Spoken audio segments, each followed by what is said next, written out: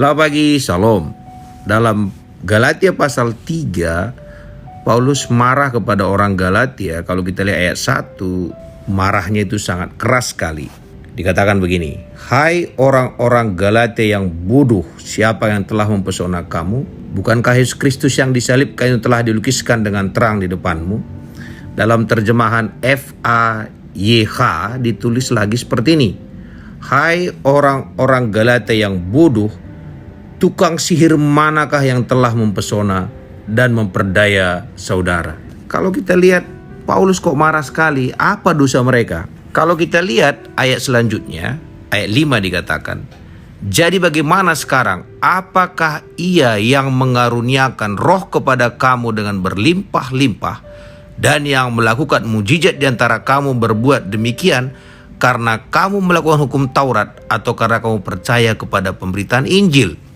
Jadi kalau kita lihat dalam perikop ini, konteks ini, dosa mereka sebenarnya tidak karena tidak berbuat baik. Justru mereka coba mengandalkan perbuatan mereka itu untuk menyenangkan Tuhan. Maka Paulus katakan, bukan. Tuhan itu disenangkan kalau kita percaya kepada apa yang Dia perbuat. Jadi hari-hari ini pun kita punya dilema yang sama. Kita selalu menganggap karena apa yang kita perbuat, maka Tuhan itu disenangkan. Karena perbuatan-perbuatan kita, Tuhan itu disenangkan. Tapi Paulus jelas mengatakan Tuhan itu disenangkan kalau kita percaya kepada Dia.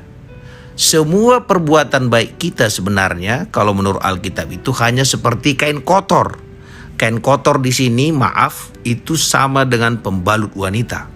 Hanya seperti itulah semua perbuatan baik kita. Artinya perbuatan kita tidak punya pengharapan untuk bisa menyenangkan Tuhan. Jadi apakah bagian dalam diri kita yang bisa menyenangkan Tuhan? Hanya satu, kita percaya saja. Tidak ada yang lain. Kepercayaan kitalah yang dihitung Tuhan membuat kita bisa masuk surga.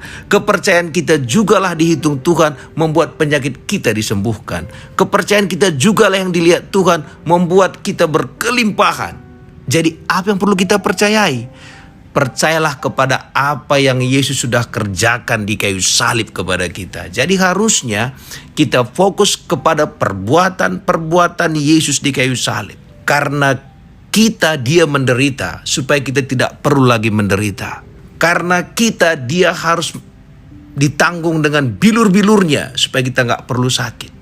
Sehingga pada hari ini marilah kita mempercayai oleh karena Yesus kita bisa ke sorga, oleh karena Yesus di kayu salib penyakit kita disembuhkan, oleh karena Yesus miskin kita sudah menjadi kaya, oleh karena Dia menderita kita tidak perlu lagi menderita. Dan waktu kita fokus melihat apa yang dilakukan Yesus di kayu salib dan kita mempercayai itu, maka Alkitab mengatakan mujizat terjadi. Karena itu pagi ini terima mujizat kesembuhan kita, terima mujizat kelimpahan, mujizat sukacita, damai sejahtera. Semua itu kita dapat hanya dengan satu syarat, mempercayai apa yang Tuhan lakukan di kayu salib. Terpujilah nama Tuhan. Amin.